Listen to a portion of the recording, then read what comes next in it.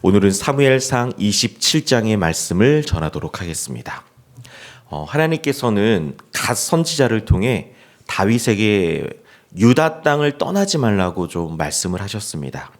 어떻게 보면 다윗은 아무리 힘들어도 하나님의 언약의 땅인 그 유다 땅 안에서 버티며 그리고 믿음으로 기도하며 하나님의 뜻에 순종해야 될 그런 사명과 의무가 있었던 것이죠. 그런데 오늘 본문을 보니까 다윗이 그 유다 땅을 떠나 블레셋 땅으로 갑니다. 이는 다윗이 하나님의 말씀보다는 자신의 상황을 모면하기 위한 인간적인 모습이라고 볼 수 있습니다. 실제로 1절을 보면요, 다윗이 그 마음에 생각하기를 이렇게 좀 기록하고 있습니다. 사실 위기 속에서 다윗이 했던 신앙생활 중에 아주 좋은 습관 중에 하나는 하나님을 찾는 것이었습니다. 모르면 찾았습니다. 답답하면 구했습니다.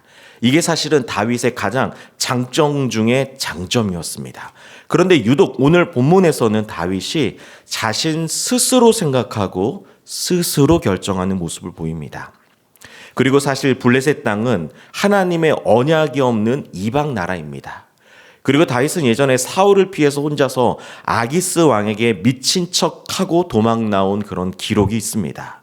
그런데 다윗이 600명이라는 사람을 데리고 또 아기스 왕 밑으로 들어갔다라는 것은 다윗은 하나님의 힘으로 살기보다는 머릿속으로 계산해서 지금 사울이 나를 어떻게 해서든지 죽이려고 하니까 세상 나라인 블레셋 땅으로 들어가서 적당히 타협하고 살고자 하는 그 마음이 있었던 겁니다. 그래서 5절에 보면 다윗은 아기스 왕에게 제가 왕과 함께 어떻게 지낼 수 있습니까? 저에게 차라리 지역 하나를 주십시오 하면서 이 요청을 하자 아기스 왕은 시글락이라는 지역을 줍니다. 그래서 사실은 이 시글락이 오늘까지 유다 왕에게 속한, 결과적으로는 유다 영토가 되어서 좋은 일이지만 과정이 좋지 않았습니다. 하나님이 그것을 명령한 것도 아니고 다윗이 스스로 머리를 굴려서 세상 방법으로 그 시글락을 취했던 거죠. 그리고 다윗이 오늘 본문에 보면 1년 4개월 동안 이곳에 있었는데 1년 4개월 동안 있으면서 하나님과 교제했다라는 흔적이 단 한 군데도 없습니다. 그리고 다윗은 그동안 누구를 죽이고 물것을 빼앗은 적이 없는데 오늘 본문에 보면 다윗은 무차별하게 블레셋 땅에서 노략질을 하면서 살아가고 있습니다. 그리고 심지어는 다윗은 이방 사람을 죽이고도 아기스 왕에게 잘 보이려고 내가 유다 사람을 죽였다라고 거짓말까지 하고 있습니다. 어떠한 상황 속에서도 하나님을 의지하고 하나님을 바라봐야 됐던 다윗이 이제는 세상과 타협하고 있습니다. 오늘 본문에서 다윗이 하나님과의 관계가 단절되고 하나님의 살아계심을 경험하지 못하니까 결국엔 어떻게 되냐? 세상과 타협하고 있습니다. 여러분들, 다윗은 어떤 사람입니까? 위기 속에서 항상 하나님을 찾고 찾았던 사람이 다윗입니다. 그런데 하나님과의 관계가 단절되자 인간적인 모습이 있습니다. 이는 저와 여러분들의 신앙생활도 같은 줄 믿습니다. 우리가 하나님과의 관계 가운데 깊은 영적인 교제가 있으면 우리는 신앙의 길, 말씀의 길, 기도의 길로 우리는 걸어가겠죠. 하지만 영적으로 둔감해지게 되면 우리는 하나님을 찾지 않습니다. 거친 야생마처럼 세상과 타협하며 영적으로 깊은 수렁에 빠지는 경우가 있습니다. 오늘 이 아침에 우리가 좀 우리 자신의 영적인 상태를 좀 돌아보았으면 좋겠습니다.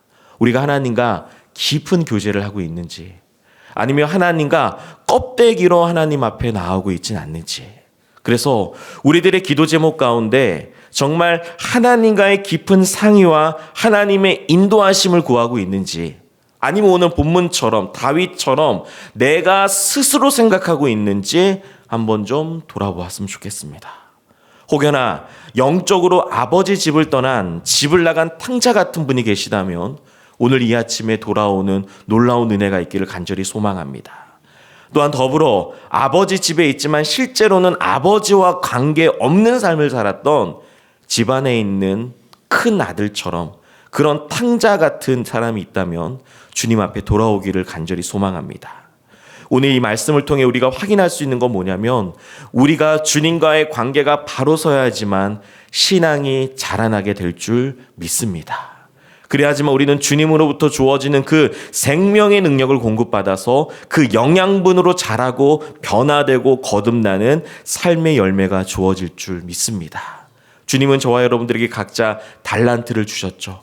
주님은 언젠가는 그것을 우리에게 계수할 날이 있으실 것입니다. 그때 주님께서 확인하는 건 딱 하나입니다. 평생 너는 나와 얼마나 친밀한 교제의 시간을 가졌냐. 너가 결정하고 너가 바라보고 너의 수많은 기도 제목 가운데 너 스스로 결정했냐. 주님은 그걸 우리에게 물어보실 겁니다. 오늘 이 아침에 다시금 주님과의 친밀한 교제의 시간을 회복하는 오늘 이 아침 되기를 간절히 소망합니다. 그래서 여러분들의 기도와 찬양 가운데 그리스도를 높이며 그리스도를 드러내며 그리스도를 전하는 주님의 자녀로 오늘 이 하루도 주님의 흔적으로 가득한 주님의 교제로 충만한 복된 하루가 되기를 간절히 소망합니다.